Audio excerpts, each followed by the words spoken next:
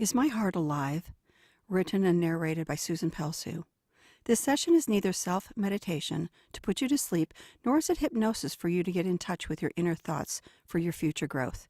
It's a response to what's happening in the news, not the worldly news, but the news in our home court. It's dedicated to the abused, the forgotten, and out of control, wanting to get out of the insane maze. Internal and external abuse can be derived from a terrified and weary heart that may have had opportunities to be fed, but slowly turned to emotional stone, resisting and rejecting civility and respect for self and others, then making its mission to harm anyone and everyone in its path verbally and physically. The arthritic heart leaves a wake of destruction by any means possible, growing and perpetuating a cycle of hatred. Cold hearts solidify in the shadows of misinformation, manipulation, make-believe love that's mixed with entitlement. My first employment was typing psychiatric scribbled case notes and studies on the city's mentally ill. These patients were once residents of an old city hospital, sometimes released on a trial basis and seen monthly in our outpatient clinic to determine if they were capable of behaving appropriately in society. Those that weren't were readmitted. At the tender age of 16, it was shocking to me when reading and asking for clarification of what was being said. These case scenarios defined what our community rendered as out-of-control behaviors via mental illness. These behaviors in no way reflected my family's values and behaviors, so I found them both repulsive yet intriguing at the same time. It never ceased to be shocking what people did to themselves and others. I wouldn't have thought it possible what seemed to be an endless deviation towards chaos. Yet walking through the hospital on different occasions, I witnessed many mentally ill patients on various levels. Some patients sat in a recreational area playing card games and delightfully holding my hand, chatting if there were no problems at all. Others sat against the basement wall in a long dark hallway where it was cool during the hot summer months as I dodged stepping over extended patients' legs and feet on the way to and from the pharmacy for our outpatient clients' medications. Then there were those off-limits or restricted areas of the criminally insane and extreme behaviors. Later, I would have a daughter who served as part of her training in that specific unit, and I was very scared for her. She described those patients to me, and they were nothing like my imagination. There was a time when youth housing was constructed on this hospital campus to include children of the metropolitan wealthier families, by whose lack of parenting created a class of embarrassing children, only to be diagnosed as mentally ill so they could be gracefully removed from their families. The disadvantaged and the wealthy appeared to be treated equally in these group homes because their behaviors were equally transparent and considered harmful to themselves and society. It was never about racial differences or inequality. It was only about impulse controlling. Some patients believed this campus was a safe place and didn't want to be discharged. Some patients would be released into society only to break business owners' windows in order to be readmitted.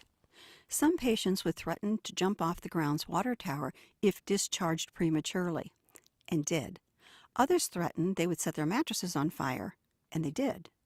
Some released patients would sprint down to our local high school, strip naked, and prance along the sidewalk so that they could win readmission. They won. Even high schoolers could only endure so much and no longer ran to the windows to see the ill person being arrested. We all knew what it looked like, and it wasn't a pretty picture.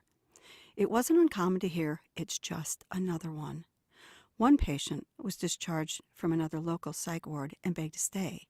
He returned with a gun and killed the security guard because he wouldn't let him back into the hospital. This young guard was a friend's only child. My friend forgave him and grieved with his family. Dare I say that patients knew that 1 out of 5 of those behaviors would land them the attention for a readmit, back with their friends and something in common. A social worker in our outpatient unit, along with the administrative associate of the research department, took me under their wings, offering insight and projections as to how America would be negatively impacted someday due to the financial cutting of research funding. Particularly, the administrator was furious about a growing sympathy towards the animal experimentations using various psychiatric medications on the animals. One such incident, a protester was able to access the lab and release the monkeys from their cages. That was a lab disaster. I couldn't help but laugh while employees scrambled to recage the little rascals. The administrator took my head off and handed it back to me. Without this experimentation, the growing number of patients, she said, would far exceed the research ability and create a change in society that could not be reversed. Battles ensued over funding and animal rights, even after I moved on to another hospital of different focus. That research center was eventually closed. There were great people who came from all around the world to work at this hospital and research lab. Experimentation was only performed on lab rats and monkeys. I like going to the lab and observing, as well as observing behind the one-way mirror as a social worker interviewed her giant clients. In the meantime, the frustrated administrator personally warned me that society would look quite differently when I became the same age as her. She saw the handwriting on the wall. Before the administrator passed, about 1.5 decades ago, she asked me about this growing progression of mentally ill behaviors in society, because by then I was entrenched in this arena professionally. At that time, I agreed her predictions were spot on. The administrator was sadly walking the stepping stones of strokes, held my hand, shook her head, and grieved her worst fears were coming true. I asked her if she would like to take a ride and picked her up at her senior living facility. She hadn't known that the research center had since been demolished and seemed confused when I announced, "We're here," asking a guard at the stand that never previously existed if we may enter and as to who was in my car. He recognized her name, smiled, and welcomed us. We drove up the driveway with the looming old hospital staring at us.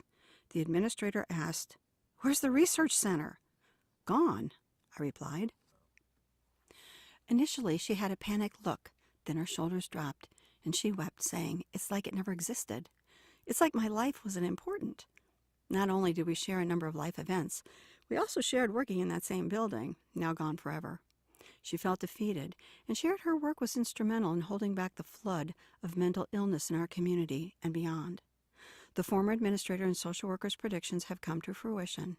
As I've watched this happen over many decades and certainly evident, example after example in today's American news channels. Having lived through the hippie and Vietnam eras, I was seeing how families were torn apart when their children left reality. I didn't think society's acceptance of mentally ill behaviors could decline anymore, much less become viral. While waiting for a flight out of Frankfurt, Germany, several of us were watching the airport television. USA East Coast was embroiled in a riot, showing the looping news and narrated in German.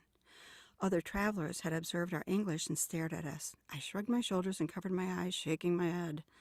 The administrator was correct. What I typed in patients' files in 1960s was kid stuff compared to American society's acceptance of abusive and out-of-control behaviors today. America's not the same country it used to be. There's a growing hatred and polarization.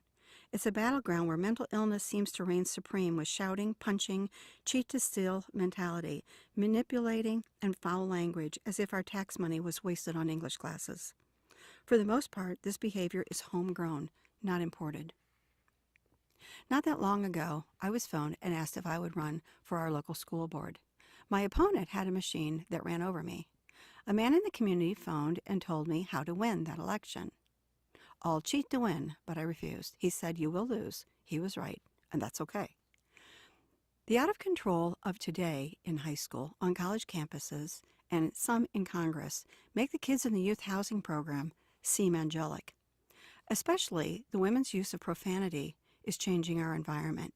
It's like watching the Mean Girl Club on steroids. America has become a laughingstock because we all look like we should be locked up. Countries around the world may be looking at us like my high school friends looking out windows with the streakers putting on a show waiting for the police to take them home. To add insult to injury, the bizarre take center stage and are defended as if they are sane by more insanity as the pep club shoots out their narratives of the day for the followers. This is a nightmare circus. If our country doesn't start behaving civilized, we will lose it all to a foreign aggression. Both sides of this polarization can't be right at the same time, and both sides can't be wrong at the same time. Some are fighting with or without pay for what they think is true as if they have all the facts. There's an unprecedented rush to judgment by adults setting a childish example for our youth. It's like watching a blindfolded swashbuckler on the edge of a cliff. I've spoken with saner in-house patients in the hospital, locally named the Looney Bin, when typing psychiatric reports as a teenager. Rivers flowed into this tsunami of craziness. Cutting-edge professionals lost their research when it was needed the most, with the rise of animal rights in defense of monkeys and rats. That certainly is a contributing factor, but I would also propose what I believe to be the cornerstone of why our national heart is on life support. It's not the numbers of diagnosed mentally ill that is creating this hatred. When taking a class in abnormal psychology at the University of Pittsburgh, our professor told us almost 30 years ago that at any given time there are 1 out of 3 people that could be diagnosed as mentally ill when you include clinical depression. He told us to consider our neighbors and make comparisons. Yikes, that was scary. The diagnostic manuals come and go with waves of mental illness assessments, magically changing criteria. So what makes us so nuts? When studying my ancestry and speaking with a cousin whose ancestors stayed put and didn't leave home, I realized that those risking life and limb come to the basically unknown, where they are the risk takers. Maybe the calm ones didn't have the energy to board boats, endure seasickness, and other disasters on waves. I've met up with that cousin several times. We agreed to write off my demeanor to my ancestors' zest. Those were the ones who took the plunge coming to America, who were held accountable to their sponsors for their behaviors, health, and the government recorded their ability to learn English and how they contributed to society. Admit it, the hyper and mentally ill can be fun to be around. They are live wires, but the difference is gigantic. The mentally ill, given power, resorts to toxicity, which creates harm, while looking like heroes to their brainwashed. Whereas the hyper ones, given power, have more of a propensity to use their powers truly mercifully, while looking like the parents of rebellious teenagers. If that theory is true, then mentally ill people can make more mentally ill descendants who are fun to be around and in greater numbers of toxicity and create more harm. Nah, that's too simple. Let's take that off the table. We've become a nation of stress, anxiety, and hatred towards our fellow Americans, with fewer and fewer people of integrity, doing what's right because it's the right thing to do. Some keep their nose to the grindstone and refuse to pay attention. Instead, they occupy themselves with silly things like a child and a playpen. Then there are those always stirring the pot of dissension. No matter how many people come from other countries, we, as a nation, are the basic problem. We have turned our back on God Almighty when He didn't turn His back on us. And we, as a nation, need to point to heaven as a sign that we are returning to God, who has blessed us every day. The Christian heritage torch was handed down, and there are only a few generations left in our country to, in turn, hand it to. I believe we are failing to pass it on to the bulk of the next 3 generations, who some now say we have no right to be here. If you have any type of pet and tried sharing your space with it, especially a dachshund, you know it will shove you onto the floor and take over when you ignore training. I'm not talking about immigrants, legal or illegal. I'm referring to generations born here who have grown up here, but identify with mentally ill behaviors. One of our adult clients at the outpatient clinic was originally locked up in the psych ward for throwing food in his parents' face. He faithfully came every month for follow-up psychiatric counseling. That was mental illness then. What happened to civility now? There was a time when worshiping God as a family was a priority. It wasn't a matter of where you worshiped so much as that you did. The residents were seen leaving their homes to put aside their wants and desires in order to focus on the one who is willingly hung on Golgotha, from whom all blessings flow, not as a prophet, not as a good man, but as the Messiah, the Christ. Generations have slipped into sheer, entitled laziness, and the idea to let children grow up to make their own decisions to believe in God or not is not love, it's laziness. That's not to say that God can't call anyone out of the shadows of darkness to do His will. He can and does. But how did we get this far down the path to Crazy Town? It wasn't totally lack of money and rat research, although a contributing factor. It wasn't entirely because adventurous groups immigrated long ago when more stable remained home, although again, could be a contributing factor. And it's not because illegals are coming across the border now, because we set ourselves up for this chaos. We became crazy when Americans got preoccupied and turned their back on God, redefining what worship should look like. Our ancient church fathers were under attack. Our hymns are rich in thought and worship, but discarded, sometimes for happy, slappy, clappy repetition, missing substance. Delos Island is a part of Greece. It has the carved stone lions that were designed to protect the islands from pirates thousands of years ago BCE. Actually, the statues outside are replicas. The originals are inside their museum. They aren't roped off, so I thought that was an invitation. Me, hello, lion. Guard, don't touch the lion. The guarding lion trick worked for a while, protecting about 30,000 islanders from the superstitious. They even invented a god and built him a temple. Surely that would protect them, right? Well, it did until one group didn't believe in that magic. They boarded the island, killed about 2/3 of those residents, and took the strongest 1/3, while looting the wealth. That island is in ruins. The moral of the story is, don't falsely assume you know what protects you from invaders. What you think protects you and what does can be two different entities or a combination thereof. Never underestimate divine intervention. When citizens act out aggressively, behaving like the old definition of mental illness to overthrow actual laws, their fight is really with God himself, the keeper of law and order. There is a saying, God's millstone turns slowly, but it grinds fine. At the same time, God can use a people for his purposes. The word church in our society is under attack today for good reason. Sadly, some so-called churches radicalized and trained their youth into fighting for causes as pawns. Some have abused children and covered it up. I've worked more than my fair share of child sexual abuse cases and understand the devastation of that horrendous sin. Sins of a particular denomination have overshadowed those gems holding on to the pure Word of God. When I worked in the social work realm, a band of social workers heard the rally cry to shove their responsibilities off of guiding society into acceptable behaviors for the sake of children and on to the local churches. In a meeting, some lost their tempers, shouting that this was the responsibility of the church. Let's force churches to assume the financial burden. If that plan succeeded, I guarantee you the motivation would have been purely out of greed to make them look better on paper. Some sat trying to form their opinion looking at me. After all, isn't it the job of the church to care for the needy? I stood and proclaimed, the church's job is to proclaim the gospel. It's your responsibility to help these children. One man walked into a church and handed the secretary a list. This is what I want for my children's Christmas. The secretary read the list and asked for clarification. You want a new computer? New bicycles? And the list went on and on.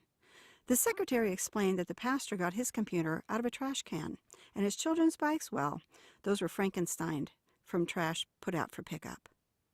As a whole, we've lost the sense of real purpose for the church.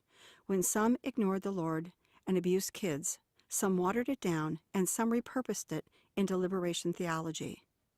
That's when God was flicked off his American hearts, and the God of social justice was placed in the void. One denomination does not rule nor represent all.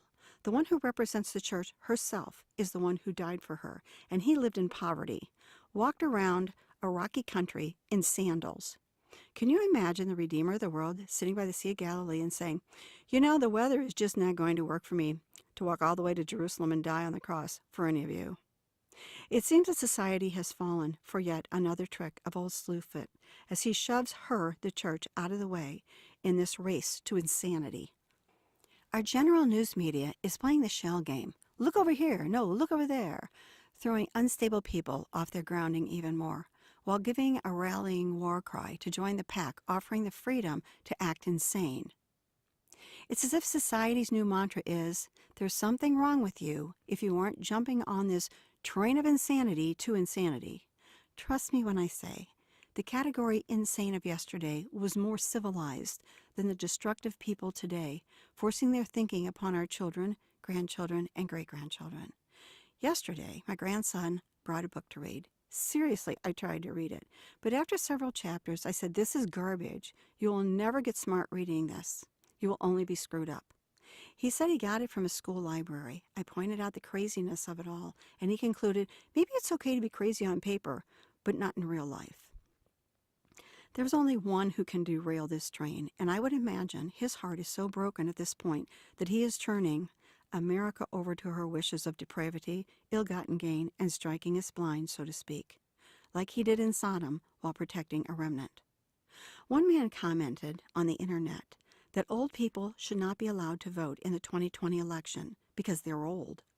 His justification is that the country now belongs to his generation and it's their future, so old people's wishes no longer matter.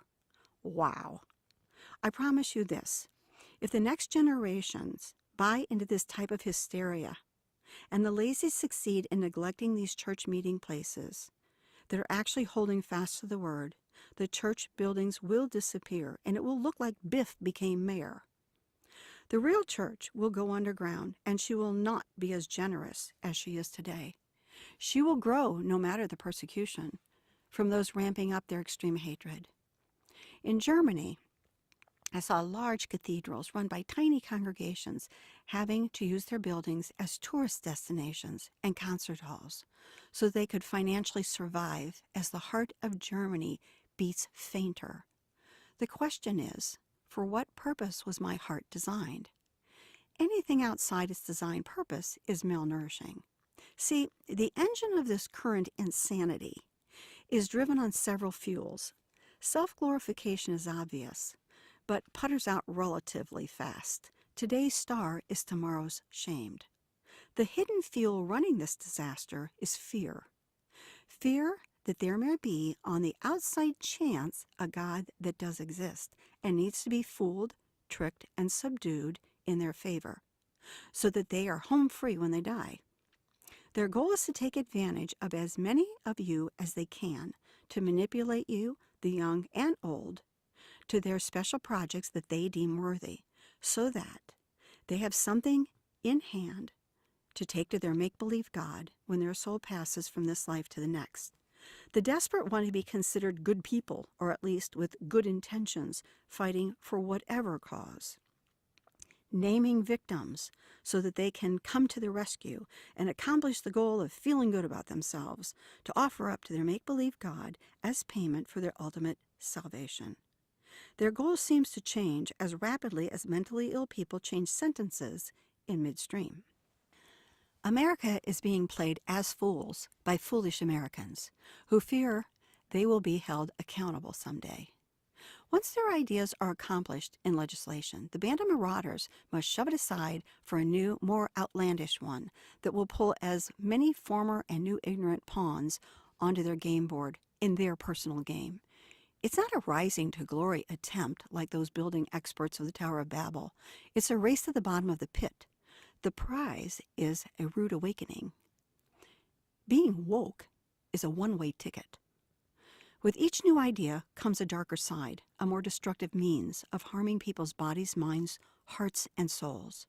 The problem is that each new project that's being chased after, as if it's a massive problem, when accomplished must be abandoned, and it will leave a wake of destruction for the majority to clean up. Young people can't see this. They are caught up in wanting to be a part of something bigger than themselves while rejecting God. Causes that jerk society around and anger God are counterfeit church that bears a false witness to the young in attempt to recruit them for more causes. Typically, life is cheapened, with the next generation acquiescing with apathy. This false church's membership believes or gambles they will enter their made-up heaven with permission by their made-up God, holding the evidence of their accomplished projects as an offering of appeasement and sacrifice. It's a lot of work, because in order to accomplish their goal, victims must be brought to center stage or created so that these victims can be healed of their social ills.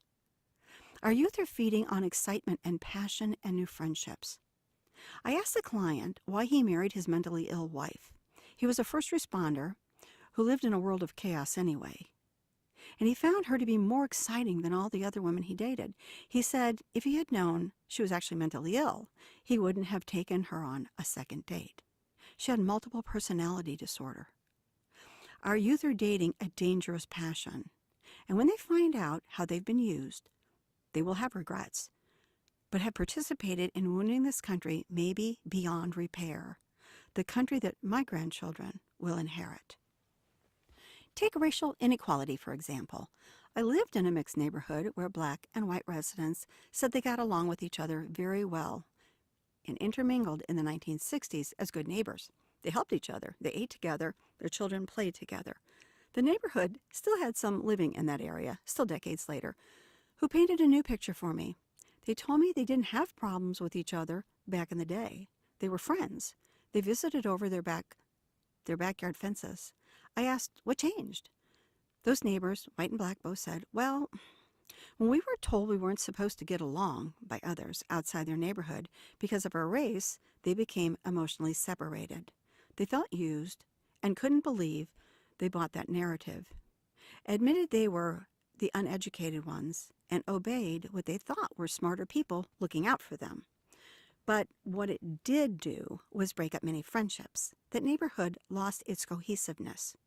Some were so afraid of their neighbors that they actually put aquariums in their front windows with snakes in them to keep intruders out. Snakes, stone lions, you get the point. I naively did my part to try to restore unity with bittersweet results. So I understand when leaders arrive from outside the group. It's manufactured. I had good intentions, but hindsight told me that I was the fake hero, trying to help a neighborhood in shambles return to loving each other. But it was too late. It was a constant war, and the best solution was bye-bye. So again, what is this heart that can't be held in human hands? I'm asking you, by whose design and standard was your heart formed? I'm not talking about artwork. I'm talking about something that the body cannot sustain on its own, and it's not visible. It's invisible. It's like a vapor that leaves with the departing souls. A person's heart is what we remember about them when they're gone. The heart is the only place able to hold love, peace, and joy. Hearts are designed as the fertile fields where faith grows when planted with healthy seeds. Oftentimes, the heart's owners say, oh, no, I don't need or want that. I have my traditions. But these are the seeds of faith that define a person. God, with a capital G, not a lowercase g, has chosen to work on you. When you brush against one of his own, so that you will have a living relationship with a living supreme being, not a make-believe God. You can't discover him. You can't work towards him. When he chooses you, he grows your faith in you and feeds your heart with life-sustaining love in the name of the Father, Son, and Holy Spirit. Only God grants heartfelt understanding of who he is, but he will also harden a heart as he did to Pharaoh. Those who parade around spouting off mixed biblical verses while sowing seeds of unbelief in other gods, small g, and disharmony of a nation, still under one God, are attempting to sow bad seeds. The telltale sign of the negative seed sower throwing these bad seeds is to see what sticks for their glorification. Your heart can grow weary from the stress of life. Your heart can grow stubborn at the loss of life. Your heart can be dried and be an oppressive place to live. Your heart can be full of self-pride. Your heart can deceive you, but your heart can be your friend. Holy Scripture throughout the Psalms describes the healthy heart. Look there. When I speak with you via hypnosis audios about your heart remembering your past history, I'm only referring to a small piece of this phenomena, just the part that can help show you your history and help you understand why you behave as you do. But the heart referred to here is the heart pumping that sustains your soul. Do you realize that at your choosing day or night, you have been given the God-given ability to communicate with the one who sits on the throne of eternity? When God says meditate on your bed, he is referring to talking to him, not yelling at him. Prayer is reverence, thankfulness, letting him know your heart's request. He already knows what you want and what is good for you. He wants to hear you say it. Human hearts bow lowly, and is the Lord's heart's delight, the provider of true peace of mind. Crazy aggression worships itself. In 1145 A.D., Bernard of Cluny summed up life and death like this: the morning shall awaken, and shadows shall decay, and each true-hearted servant shall shine as doth the day.